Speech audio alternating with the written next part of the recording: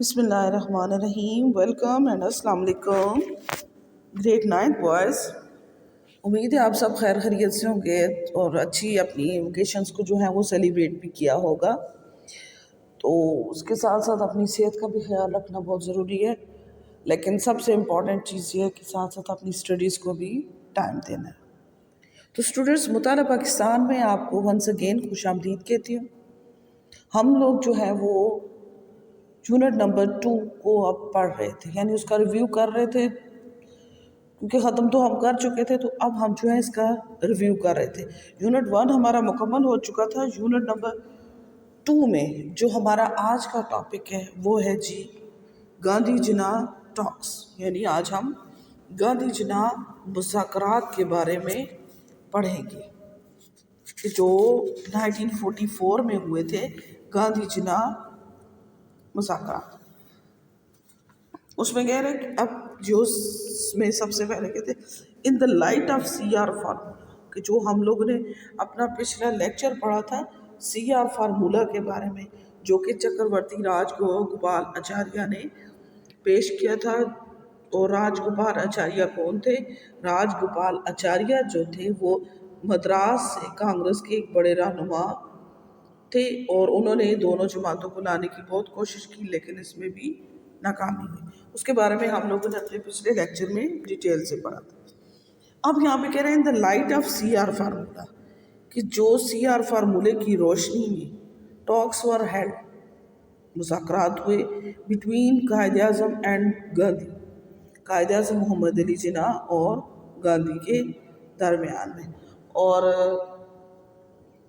in September 1944 at the Quaid residence, September 1944 میں قائد اعظم کی رہائش گاہ پر یہ مذاکرات ہوئے. ان ایڈیشن کہتے ہیں کہ اگر ہم اس کو دیکھتے ہیں تو ایڈیشن ٹو دا میٹنگز، اس میٹنگ کے علاوہ 21 letters were also exchanged but no agreement was made.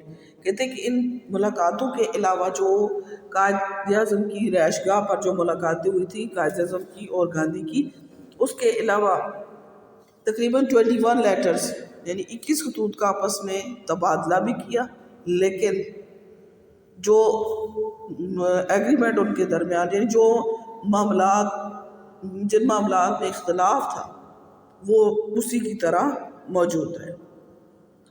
اب گاندھی کے بارے میں پڑھتے ہیں کہ گاندھی پارٹیسپیٹڈ، گاندھی نے کیا کیا ان مذاکرات، ان دیز ٹاکس، اس نے شرکت کی ان مذاکرات میں ان پرسنل کیپیسٹی، اپنے ذاتی جو بنیاد پر شرکت کر رہا تھا، کہ وہ خود اپنی طرف سے کہہ رہا ہے کہ میں شرکت کر رہا ہوں as and not as a representative of the Congress اور ہندو.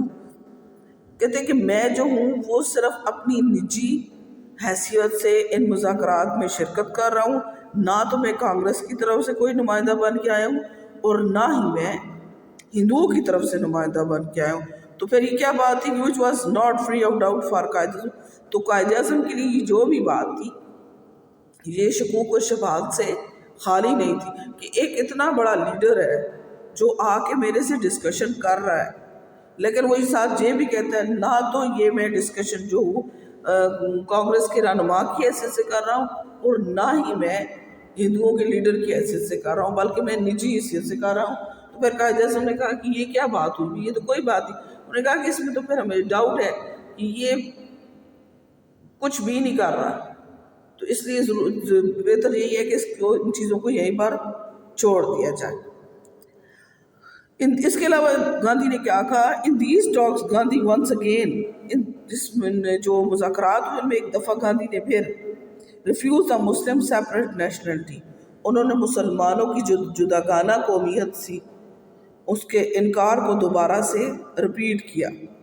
گاندھی ٹک دا اسٹینڈ، اس نے موقف اختیار کیا that in a time in history, کی تاریخ میں if a great number of Indians change their religion، کہ بہت بڑی تعداد جو تھی ہندوستان کے لوگوں کی انہوں نے اپنا مذہب تبدیل کیا، they become Muslim، یعنی وہ مسلمان ہو گئے، but their nationality did not change، لیکن ان کی قومیت تبدیل نہیں ہوئی. وہ کہتے ہیں قائد اعظم گاندھی نے یہ اسٹینڈ اٹھایا. اس نے کہا کہ تاریخ کے خاص وقت میں اگر ہندوستانوں کے لوگوں کی بڑی تعداد نے اپنا مذہب ریلیجن تبدیل کر لیا ہے اور مسلمان ہو گئے ہیں، لیکن اس سے ان کی قومیت تبدیل نہیں کی ہے. مسلمان تو بن گئے ہیں لیکن ان کی قومیت جو ہے وہ ہندو ہی ہے. تو قائد اعظم نے اس کے جواب میں کہا دے کے became Muslims but they are people of the same nationality, یعنی وہ ہماری اسی قوم کی تبدیل نہیں ہوئی ہے، وہ ہمارے ساتھ ہی ہیں، وہ ہندو ہی ہیں. ان دا رسپانس، اس کی رسپانس میں قائد اعظم strongly defend the separate nationality of the Muslims. اس کے جواب میں قائد اعظم نے مسلمانوں کی الگ قومیت کا بھرپور انداز میں اس کو ڈیفینڈ کیا، یعنی ان کا دفاع کیا. He said، انہوں نے کہا that the Indian Muslims are separate nation، کہ ہندوستان کے مسلمان جو ہیں وہ ایک علیحدہ قوم ہے. having their own culture، جن کا اپنا کلچر ہے، اینڈ civilization، ان کی اپنی تہذیب ہے، لینگویج ان کی زبان ہے، لٹریچر ان کا ادب ہے، آرٹ اینڈ آرکیٹیکچر یعنی فن اور فن تعمیر ہے، ویلیوز ان کی اقدار ہے، کوڈ آف کنڈکٹ یعنی ان کا ضابطہ اخلاق ہے، لاز ان کے قوانین، ہسٹری ان کی تاریخ، کسٹم ان کے رسومات، اینڈ ٹریڈیشن اور جو ان کی روایات ہیں وہ بالکل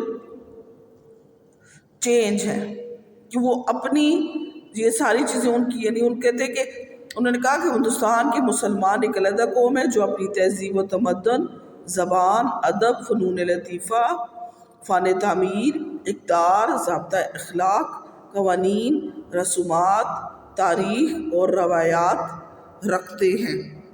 یہ قائد اعظم نے جو گاندھی نے جو انہوں نے اپنا جو تھا انہوں نے پیش کیا تھا، سٹینڈ دیا تھا، یعنی انہوں نے جو اپنا موقف دیا تھا، اس کے جواب میں قائد اعظم نے کہا تھا کہ ان کا اپنی ہر چیز ان کی اپنی ہے، ان کی تہذیب، رسم و رواج، اور وہ ہر طریقے سے ایک علیحدہ قوم ہے. آپ نہیں کہہ سکتے کہ وہ ان کی قومیت نہیں بدلی کہ وہ، لیکن وہ جس دن ہندوستان میں پہلا شخص جو تھا مسلمان ہوا تھا، اسی دن سے ایک نئی قومیت کی بنیاد پڑ گئی تھی. اوکے، ٹھیک ہے.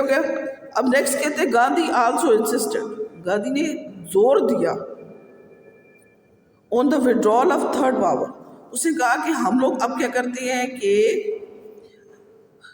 کہا کہ پہلے ہم کیا کرتے ہیں، تھرڈ پاور یعنی تیسری طاقت انگریز کے بارے میں کہہ رہے ہیں. The British from India and the mutual difference will be solve later, کہ ہم لوگ کہتے ہیں کہ پہلے تیسری طاقت یعنی انگریزوں کو ہندوستان سے نکالا جائے، اس کے بعد ہم آپس کے جو اختلافات ہیں ان کو حل کر لیں گے.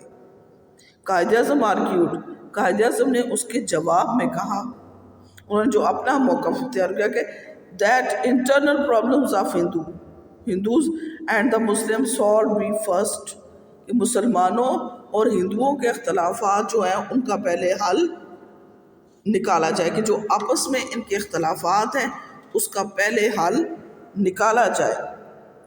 then the British will leave India easily، تو پھر اس سے کیا ہوگا کہ جب ہم آپس کے مسئلے حل کر لیں گے تو پھر انگریزوں کو ہندوستان سے نکالنا آسان ہو جائے گا.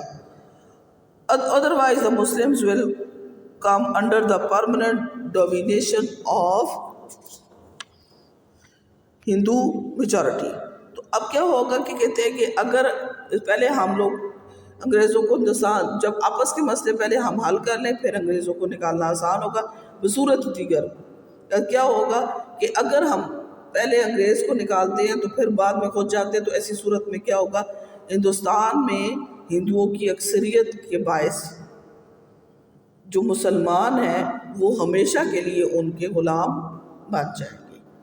These negotiations ended unsuccessful، یہ جو دونوں کی مذاکرات یہ ناکام ہوئے. کیوں ہوئے؟ due to the different viewpoints of both the leaders، کہ دونوں جو لیڈرز ہیں ان کے نظریات بالکل مختلف تھے. یعنی قائد اعظم کا نظریہ بھی مختلف تھا اور گاندھی کا بھی نظریہ، دونوں کے مختلف تھے. بٹ پرووڈ ویری امپورٹنٹ، لیکن ایک چیز یہ بہت اہم ثابت ہوئی Quaid Azam and the Muslim league, ان دونوں کے لیے یہ تھا کہ یہ بہت زیادہ اہم تھے مذاکرات مسلم لیگ کے لیے بھی اور قائد اعظم کے لیے. کیوں؟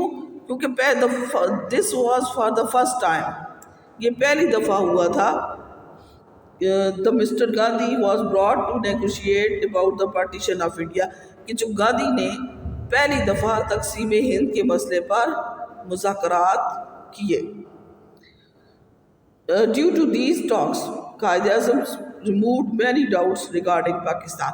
تو یہ جو مذاکرات تھے ان کی بدولت قائد اعظم نے پاکستان کے بارے میں بہت سارے شکوک و شبہات جو تھے ان کو دور کر دیا تھا، کہ جو بہت سے شکوک و شبہات پائے جاتے تھے کانگریس میں، ہندوؤں میں، کہ یہ یہاں بھی جو مسلمان ہوئے تھے یہ سارے جو ہیں ان کی نیشنلٹی نہیں بدلی اور ہم آپس میں پہلے مسئلے حل کر لیں، جو بھی ان کے جو شکوک و شبہات ان کے تھے وہ سارے کے سارے قائد اعظم نے ان کے شکوک و شبہات کو نکال دی.